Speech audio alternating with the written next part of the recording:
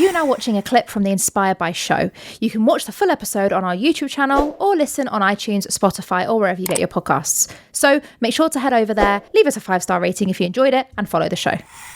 Who is Toni Gargan? Good question.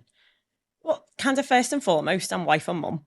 That's me in my natural element. All of the other stuff came later, in so much as I am a mum, I am a wife, I am a sister, I am a daughter, and then all of the other stuff comes next. So kind of top of the pecking order thereafter is public speaker, because it's genuinely my passion.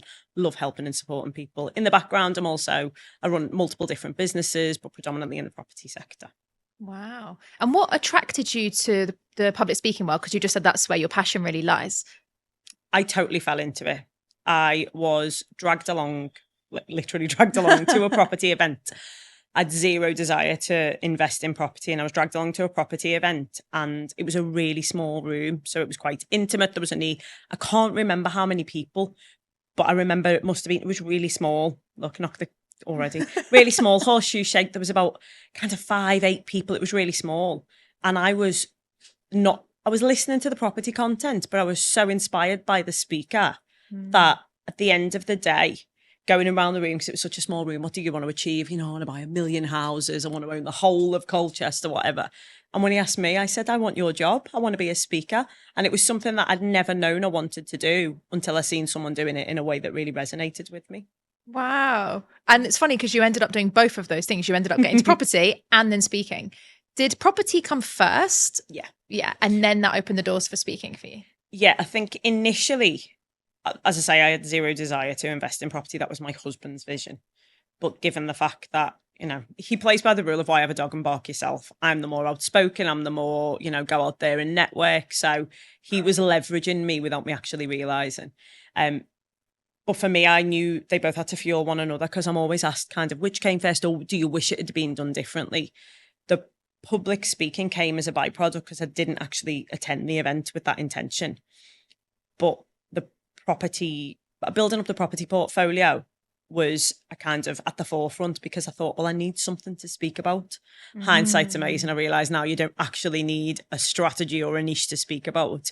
But back then I thought I need to build a property portfolio, so I've got an authority in some area to speak about that, which will then fuel the public speaking. But actually one fed the other, because the public speaking and the ability to speak. So although property came first, I actually trained in both alongside one another.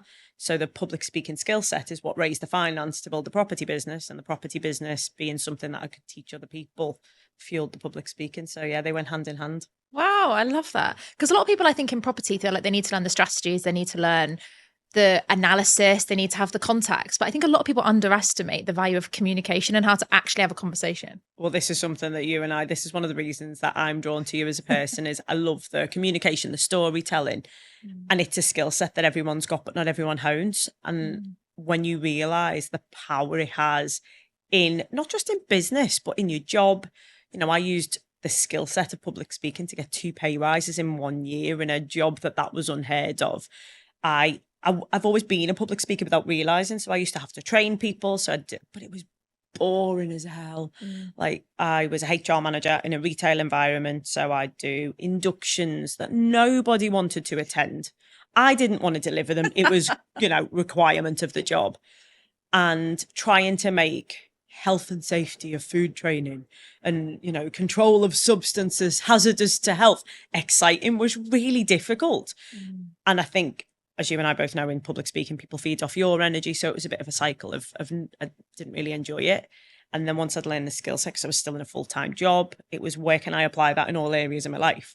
And when I applied it in the job, the biggest shock to me was people saying, oh, really enjoyed that training. And you're kind of looking behind you going, are they talking to me? Are we going to do any more? And that's kind of the massive light bulb for me of this works everywhere.